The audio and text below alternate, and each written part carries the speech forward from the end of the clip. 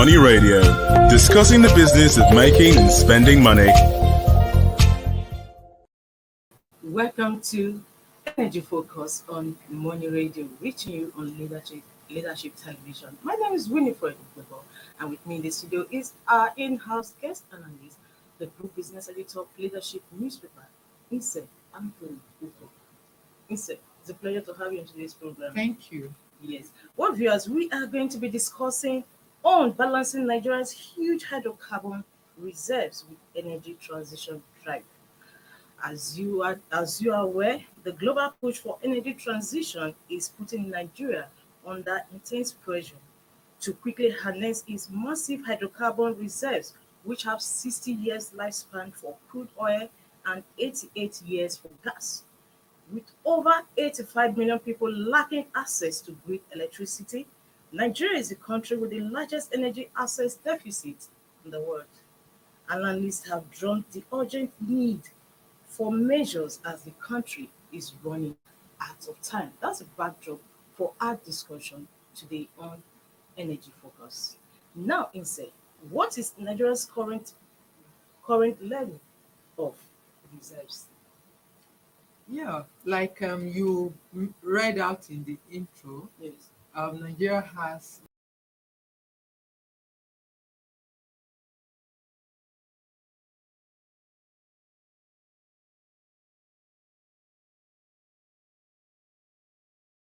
big feet of gas. And then when it comes to crude oil, it has 37 billion uh, barrels of crude oil on tap, which has a lifespan of about 60 years. And with these huge resources, Nigeria has a huge potential to generate a lot from hydrocarbon um, hydrocarbon resources in the country. However, like you've said also, Nigerians are lacking in terms of the use of energy. The World Bank has placed Nigeria as the highest energy deficit country in the world at over 80, an estimated 85 million people, which going by that data was in 2000. Yeah, it may have increased by Yes, which means that we are most likely looking at a higher figure as we speak. And then when you also look at, on the other hand, the Western world have been drumming for energy transition because of the climate change issues as a result of greenhouse emissions from hydrocarbon being fossil fuels like crude oil. So many negative impacts have been associated with this in terms of its well-being on our environment. So as a result of all this, the global drive has been to move away from use of fossil fuels, which are considered dirty fuel, to more cleaner sources of energy, such as hydrocarbon, such as renewable energy like solar, wind and biomass and the rest of it. But here now, with such huge energy deficits and with so much investment requirements, Nigeria really needs to make this like analysts. Okay, you just spoke on the issue of deficit. Where are we currently? And why is Nigeria failing to tap into these vast fields of hydrocarbons reserve that we have? You know, this has been a recurring issue. Let's take a look. For instance, Nigeria is until very recently has been the highest crude oil producer in Africa. Yet Nigerians, the fuel that the finished product that is required for Nigerians has still been imported. When you are importing refined products for Nigerians to use. It means that you just it's as if we are importing for our immediate Consumption. consumption. We've not been able to, import to the level, even with the huge numbers that uh, are being bandied around. We've not imported to the level that the country really requires to for huge industrialization. And that being the case, Nigeria has lost out, especially in the use of this energy for power generation. For instance, the electricity generation companies are constantly talking about inadequate gas supply Yeah. for their generation, and then industries are unable to uh, produce optimally because of the heavy reliance on their own independent power generation, which is much more expensive than if they had had to depend on the electricity that is generated and put on the grid and then distributed to everybody. Imagine what it is for the big manufacturing companies to run on diesel. And we've seen with the increase in the price of diesel, we have seen many companies being forced to shut down. We saw many financial Yes. firms Reducing their- reducing the hours that Yes. they operate, reducing the number of days they operate, and all that. All these are the effects of energy deficits. And with all of this have come the attendant loss in resources, which economists as the World Bank also have put at over 10 trillion per annum. 10 trillion It's naira huge. per annum. That is huge. And that translates to roughly like 2% of the nation's GDP. Imagine what it will mean adding that to the country's GDP. It means that we'll be on a path of sustainable growth and Exactly. That development. is where I was actually going to be looking at the global energy transition and how it affects the country. Yeah, the energy transition drive has been gathering momentum because of the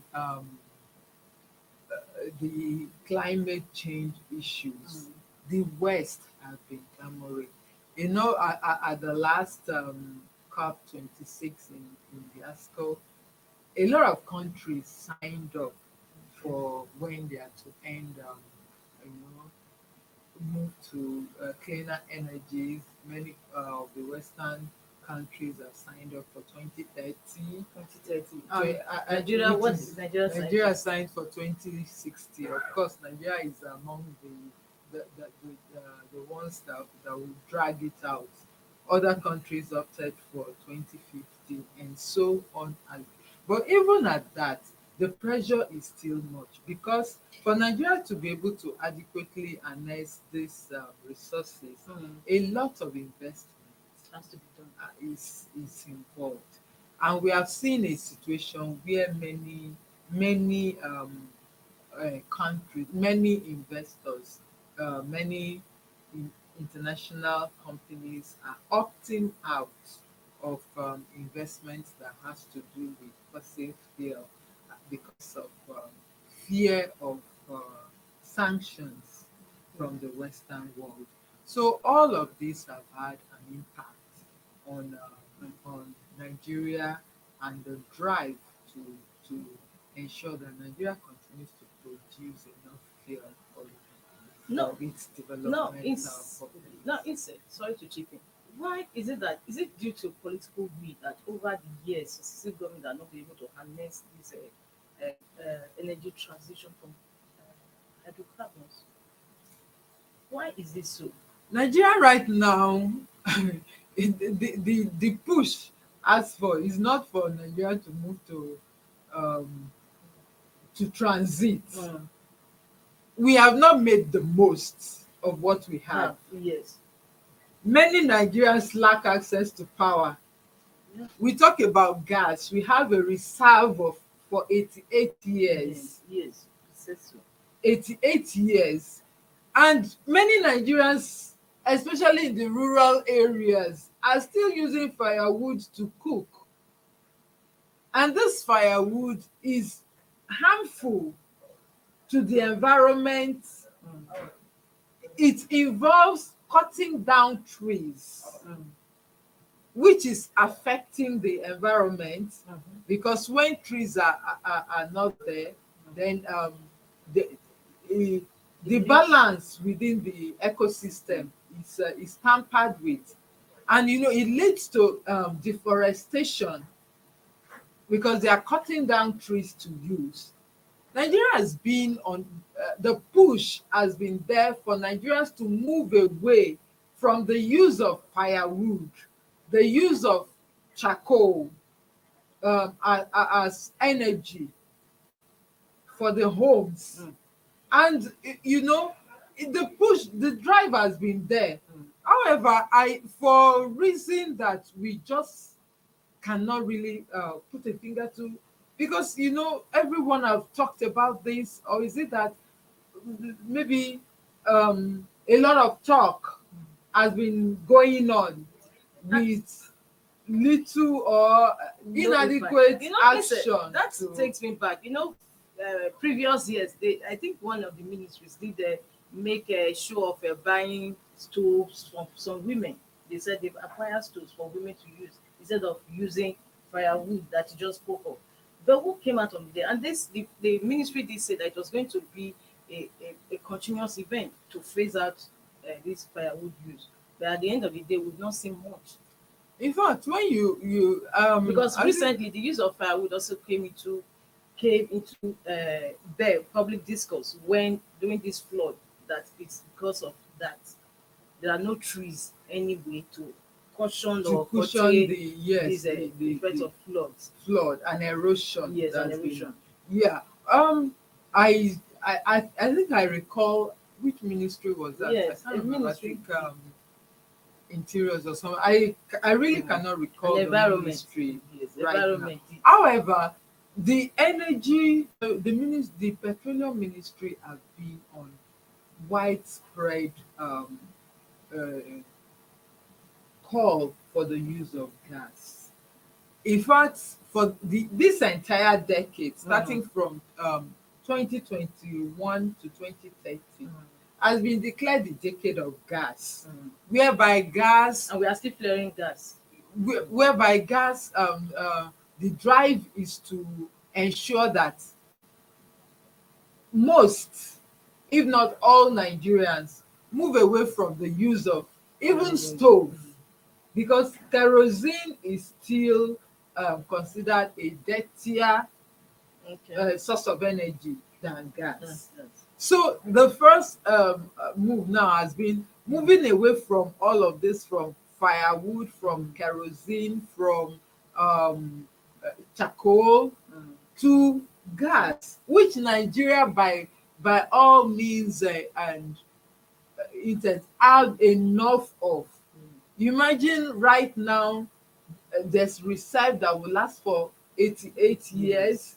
Yet, as we speak, Nigeria is still importing 60% of the gas, limited gas usage. Everyone have not been brought under that transferred over to using gas. Yet, the little that people are using within the country, 60% of that is still being imported. If not, and that is why we have seen that a country that should not have any issue with the current energy crisis that has hit the Western world with the Russian-Ukraine crisis is also falling, is also having shortage of gas. So it's something that one really cannot One really wrap cannot, around. yes, it's something that has continued to defy logic. Well, because we are going on a break. When we come back, we'll be looking more into the topic for our discussion today. Don't go away, stay tuned.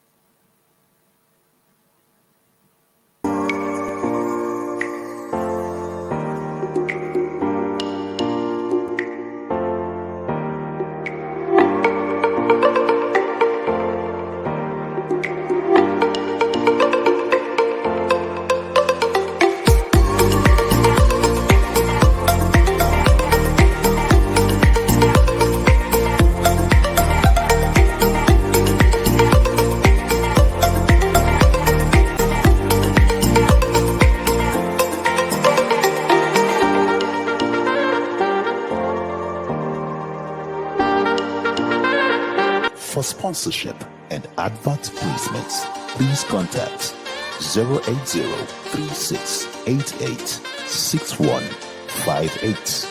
Last Word Leadership Podcast Studio. You have the last word.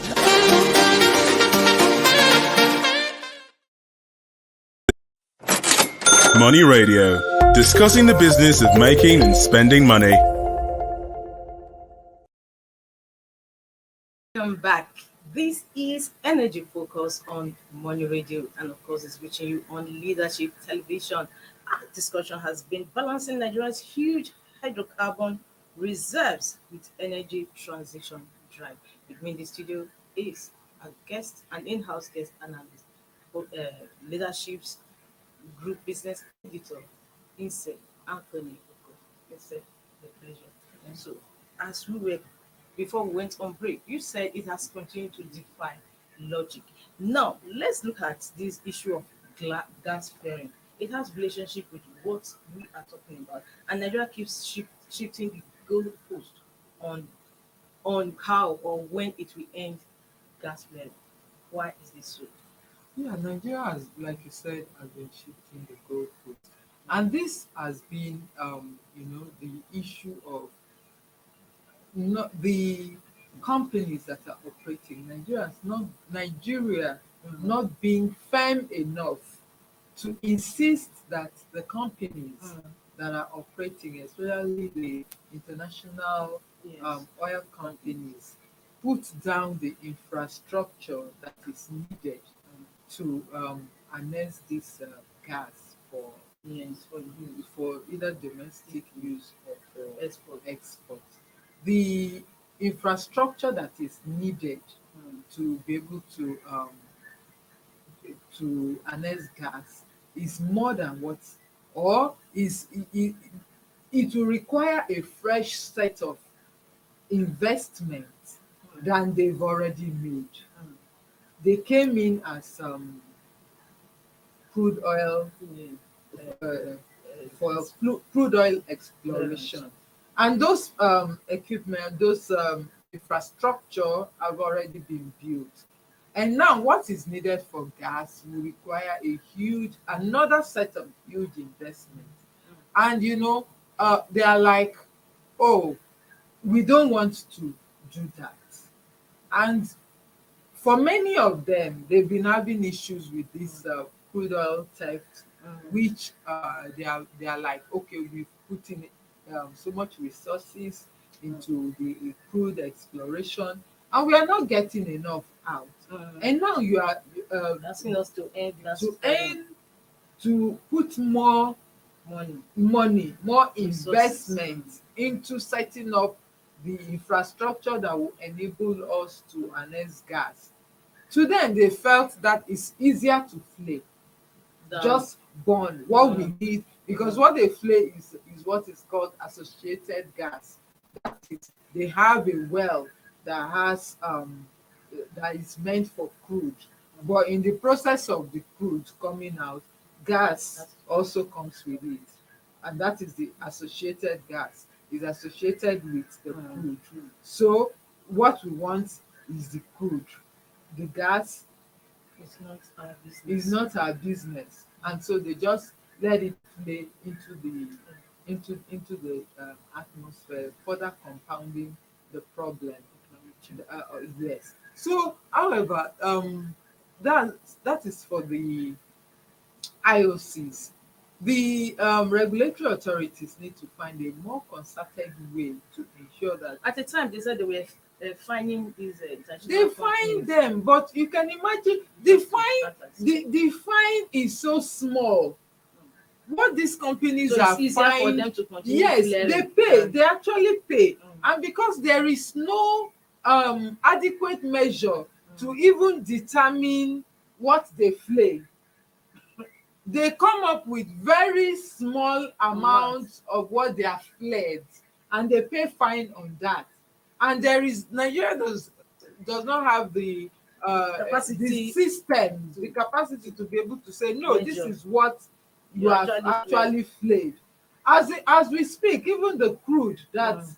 they Explore. they explore, Nigeria still does not know adequately. It is what they come out to say, So this is what we got, that Mm. Nigeria records as what they has take been. their word for it. Yes. So a lot of those things have been operating so opaquely. But so then what happens to Nigerian National Petroleum Corporation Limited now? Or yes, NNPC as it was then? What was their job? Because actually just what you said made me to remember what has been in the domain, that these international companies, they will still be the one to provide the, is it chopper award, carry Nigerian officers to go and see. to At the go end of and the day, they tell them this is what we did. So what and is there is actually there happening? is a point where the Nigerian authorities do Mm. not go Go beyond from all the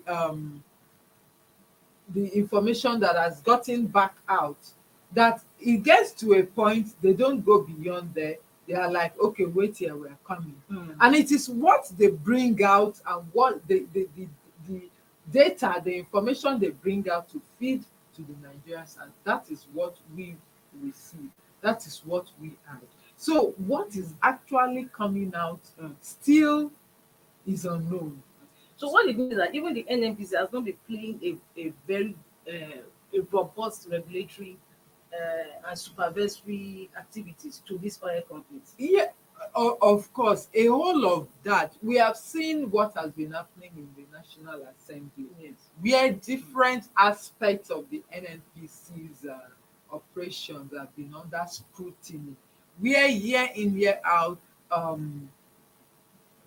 revenues that should accrue to the federal government, to the federation account, has not been properly accounted for. And where until 2 years ago, the NNPC that had operated for 43 years did not have any one single year of unaudited reports for its operations. So the entire thing has been shrouded in so much secrecy and lack of transparency, that the sector, you can't even begin to imagine the kind of things that must have been going on there. And this has reflected in what is happening now with the Petroleum Industry Act being signed, and a lot of these things, their operations beginning to be opened to for public scrutiny. And it's so how will I say, unfortunate that is at a time where Nigeria now is on a rush. The energy transition is here. Nigeria, of course, the reserves are still there, huge reserves, and Nigerians are still wallowing in darkness. They are still not having adequate supply of those things. So, how can, where does Nigeria go? Yes, instead, you just mentioned the PIA that's coming to force. But now, don't you think that is a bit belated, considering the fact that most these international companies, most of them are winding up activities, and so what have we? So are we going to now make it to allow newcomers into the field? Yeah, the Nigerian Upstream Regulatory Agency Commission said for last year, it licensed new new investors. Actually, about 47 of them actually got fresh licenses. International indigenous. Many of them are indigenous, as for but they have these assets are being taken up by the day as they are going out Okay, as a new result of entrants. new entrants are coming in. However, the good thing with international companies is that they come with a huge um, financial muscle to be able to delve into many of these. They have wide financial backing. They can access funds more readily than the local indigenous companies that will just have to be forming alliances and all that. And then the Nigeria's financial sector is not strong enough, is not liquid Solvent enough okay. to be able to provide the kind of liquidity that is needed to do this. And so that is the crux of the matter. Over $10 trillion per annum needed as investments. Where will it come from? As the top one, where will it come from? Now, before we go, I want to find out what should Nigeria do to ensure it uses the energy resources that it has before it runs out of time. Well, like it has come up in various fora where this discussion has been tabled. The issue remains that um, climate change issues are real. However, because of the level of development in Africa, Africa contributes 3% to this global emission Only figures. 3%. Only Then why is the 3%. pressure on us to So sign this document? the thing there is that while the pressure is on, the push is there. Then Africa and indeed Nigeria still has a lot to gain. So the drive there, the push there is that Africa should not be overly pressured into doing away with these resources when there is still huge need for it within the country and the continent. The need has been pushed for Nigeria to be able, not just Nigeria, for African leaders to be able to come together and formulate a plan and a timetable that will work for the continent to ensure that we are not pushed off the development path. By the time the pressure is there, there is huge need, huge gap for this, and then it is now abandoned. When will the continent now develop? It's like it's a kind of ploy by the Western, to get Nigeria to remain, or the continent to remain at the dismal level of development. No, is it global countries or Western world? Are they providing aid for that? There has been a lot of push. The push Well, one of to the fund. presidential candidates said that they're talking about climate change. That means they should be ready to assist if they want Yes, us they've been providing. There are many funding that have been coming up, but but not as yeah. And again, developing renewables is the kind of resources that is needed to develop renewable to the point of powering industries is huge. Imagine if you want to set up a solar panel that can adequately carry your home, how much it will cost you. it's huge. Is huge. Then extend that to huge companies. It means that at the end of the day, if these resources are not being utilized, that even the renewable energy that will be gotten will not be enough to adequately move Nigeria at the pace of development that it will be able to. even if catch up, let's say even 50 or even 25% with the rest of the world. It's a top one.